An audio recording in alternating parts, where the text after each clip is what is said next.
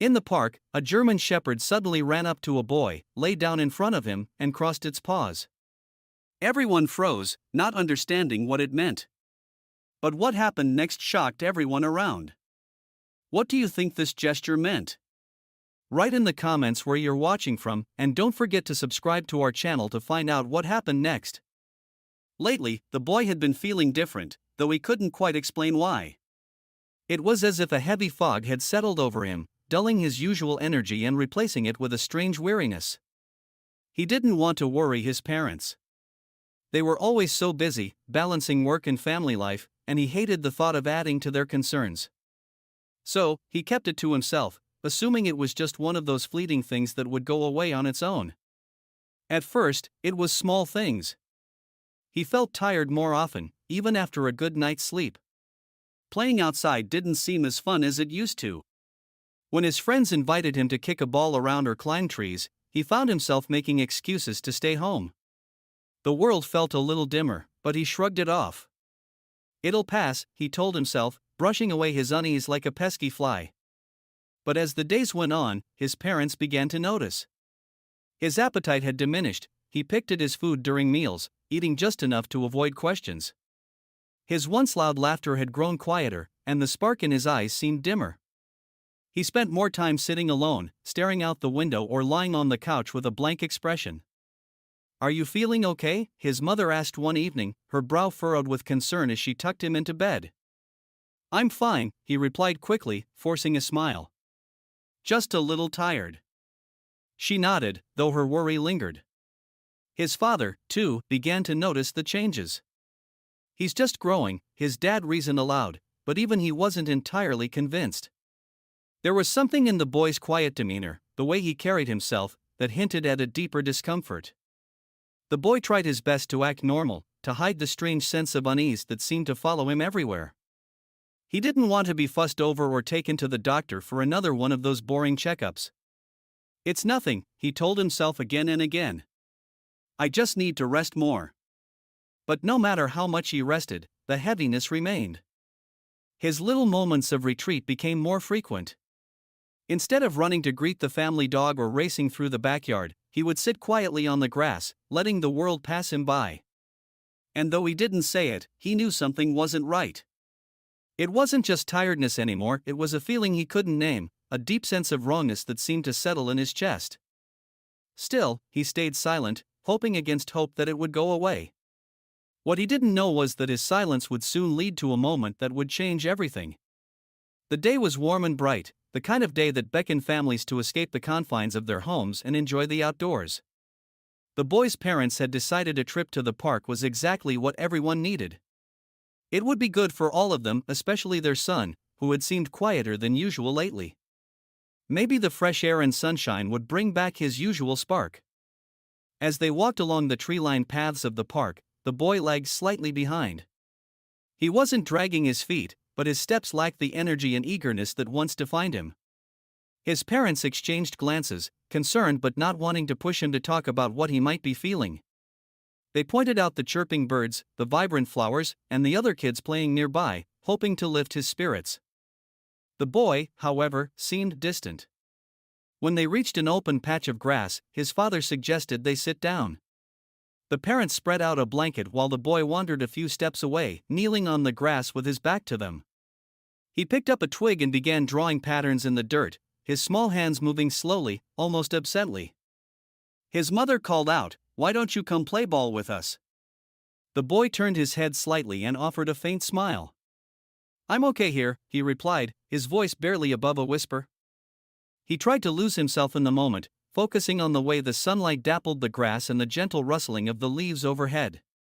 For a while, he felt calm, even as the strange weight in his chest lingered. But then came a sound that broke his fragile sense of peace, a bark, sharp and clear, cutting through the park's gentle hum.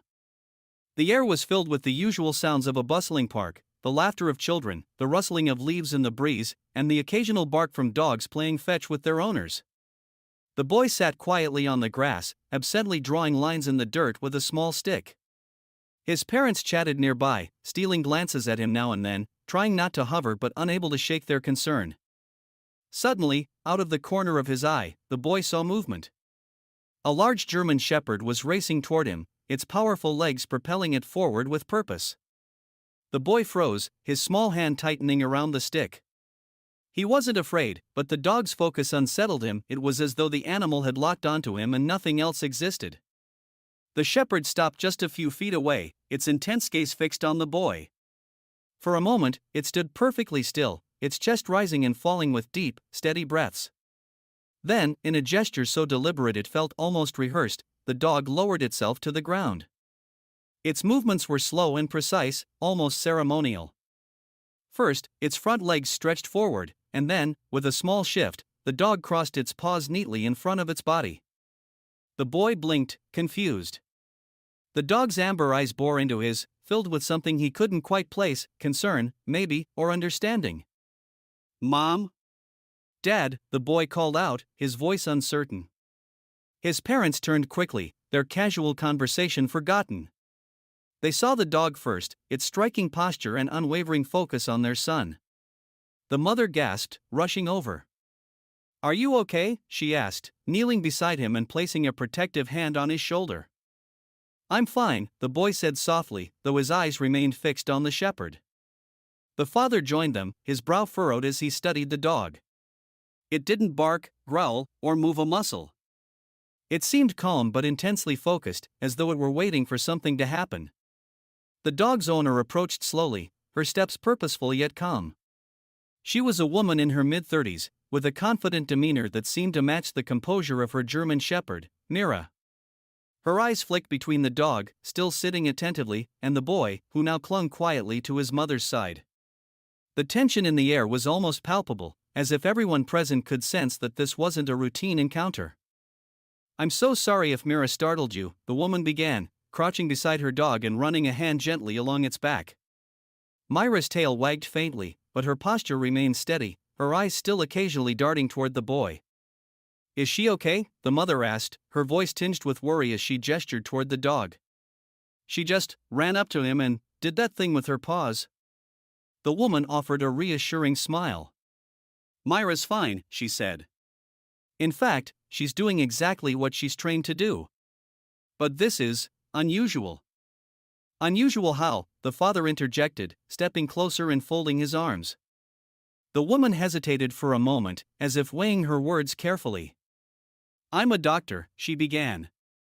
"I specialize in oncology, cancer detection and treatment. Mira is part of my work. She's trained to detect specific scents associated with certain illnesses, particularly cancer." The words hit the parents like a jolt, their expressions shifting from confusion to disbelief.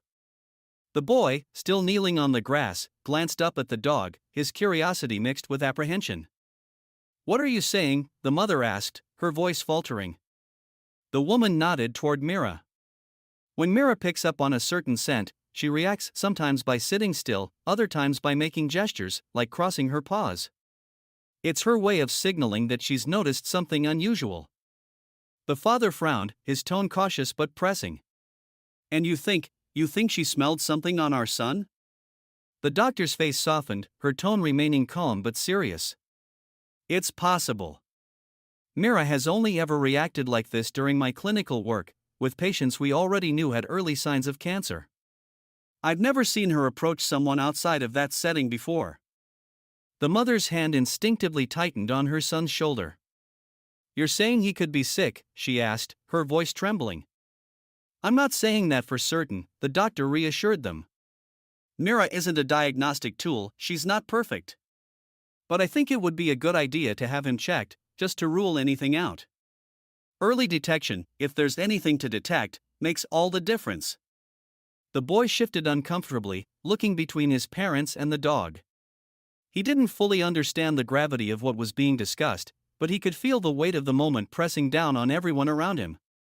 The father exhaled deeply, running a hand through his hair. "All right," he said finally, his voice firm. "We'll get him checked. Just to be safe." The doctor smiled gently, rising to her feet and pulling a card from her pocket. "This is my clinic. If you'd like, you can come by tomorrow, and we can run some tests. No pressure, but it's better to be cautious." The mother took the card with a shaky hand, nodding silently. The father placed a hand on her shoulder, steadying her. As the doctor stepped back, Mira finally stood, her demeanor relaxing as if her job was done. She looked up at her owner, her tail wagging gently, then back at the boy, as though to say, "You'll be okay."